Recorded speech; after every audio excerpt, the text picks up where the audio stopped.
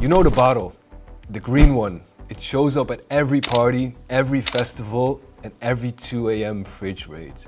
You drink it, you dance and you vibe, and you may even regret it the next day. Classic. There's something most people do not know about the green bottle, the Heineken bottle. There's a monster company behind the brand. Heineken is a brand empire, sold in more countries than most of us have ever visited. And the craziest part? It all started in a little country called the Netherlands, my home country. Hey everyone, and welcome to Business Without Borders. My name is Casper, and I'm the founder of Your International. In this video, I'll be talking about the global expansion of Heineken and what you can learn from their strategy. Heineken didn't just enter the US market, it hacked its way in. After the Prohibition in the year 1933, it was the first beer imported into the United States, exactly 3 days after Prohibition ended. But nobody knew what it was until a certain guy named Leo Munching showed up. Leo didn't wait for demand, he created the demand. He walked into bars with his wife and asked for a Heineken at the bar. Bartenders would ask, what the hell is a Heineken? But the name Heineken kept popping up again and again. And soon enough, people started stocking Heineken. Not because they loved the beer, but other customers were asking for it. How that happened? I'll tell you about it right now. Leo and his wife would double down on guerrilla marketing. They would even stage fake celebrations, ordering a Heineken as if it was champagne, shouting basically all over the place like, where's the Heineken at? I need a Heineken. And people looked at him like he was crazy until other people started ordering Heinekens as well. And it worked. Within decades, Heineken was the #1 imported beer into the US. An absolute masterclass plan of international infiltration, all led by one Dutchman with a huge plan to penetrate the US market. And look at where the brand's at today. So how does a beer brand from Amsterdam end up at street parties in Sao Paulo, the biggest clubs in Cape Town, and bars all over Bangkok, and still taste like the same Heineken? This is the magic trick. Heineken doesn't just export beer, they export culture. They translate their values and they translate whatever adapts to their target audience, which is everyone who likes a good beer. Wherever a Heineken goes, it translates the message, not just the words.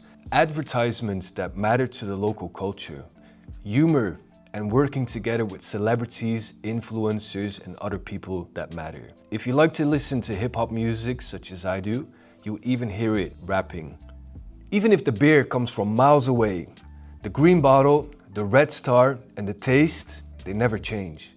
That's how a Dutch brand, a beer brand, became a global legend and still tastes like a taste of the Netherlands. Heineken uses local campaigns with global awareness, and that's where it gets really interesting. How do you run local campaigns in completely different continents with completely different consumer behavior and still have people thinking, wow, that's definitely a Heineken? Let's look at Africa and Asia, two completely different continents. In Africa, Heineken sells beer as an aspiration. It's a premium brand. The way they do it is because they work together with global influencers. In Nigeria, Ghana, and South Africa, they work together with top-tier events. Now in Asia, the vibe shifts. In countries like China, Japan, Vietnam, and the Philippines, Heineken is targeted at a younger audience. They work together with major DJs, tech events, and also tech-savvy entrepreneurs to make the brand a cool brand. Heineken's Refresh Your Music, Refresh Your Nights campaign also targeted a young audience. It was extremely popular in the country, and people from young ages to older ages started drinking Heinekens.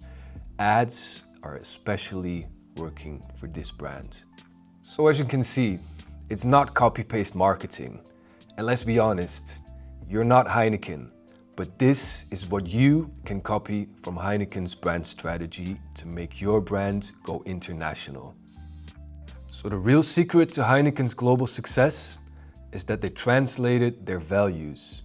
Because here's the thing, you can translate words, but they don't always reach the right audience if you don't do it the right way. So if your brand stands for freedom, authenticity, or celebration, you have to be aware that those values have a different meaning and also a different way of being shown in ads or whatever your feeling of marketing is going to be in Tokyo, Dubai, Amsterdam, Frankfurt, or Paris. So yeah, of course, your brand values are going to be the same wherever you're going to export, but the expression of them, they have to change. You have to adapt to your local target market. Take Heineken, for example. They have 4 core values. 1, open-mindedness. Number 2, sociability. Number 3 is enjoyment of life. And number 4, of course, is the quality. So in Brazil, it might look and feel like a carnival. In Tokyo, on the other hand, it's just a quiet toast on a Friday afternoon after work. Or Friday night, of course, because people in Tokyo, they work hard and you know it. What it looks like in Kenya might be a bustling music festival with everyone else carrying around a Heineken. So yeah, it's the same values, but the expression is different. And that's exactly what makes it land. So why does this matter for your brand? If you don't translate your values and just the words, your message is gonna fall flat. You have to adapt to your core audience. It's not gonna land. You will not be making any sales in your target market. Terrible if you invested a lot of money in ads, market research, and even have your legal documents up to par. It feels disconnected, misaligned, and out of touch. But if you do translate your values, I'm guaranteeing that you're gonna sell in your new target market because your message lands. You create resonance. You stop being just another brand and you start being part of someone's life. You actually become part of someone's life. Want to know how you do it? This is how. You have to define your values clearly. Not your product or your service. Of course you have to define those as well. But your values, your soul. What do you stand for? What does your brand stand for? Next, you have to explore how those values sound locally. What does premium mean in the target country?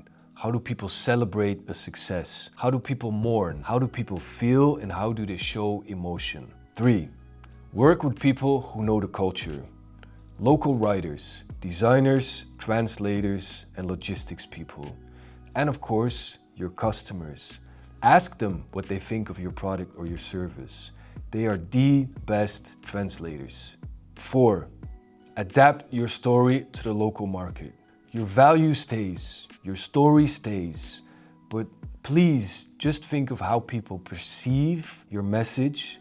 Would it resonate or do you have to localize, not just translate? Because in the end, great brands, they travel all across the world. Of course, we spoke about Heineken, but think of Mercedes-Benz, BMW, and how about Sony, the camera I'm looking at right now. So do you want to know more about how to enter a new market, penetrate the United States, or sell abroad in a country like Germany, Japan, or France? Subscribe to the channel, please like the video, and be sure to keep in touch.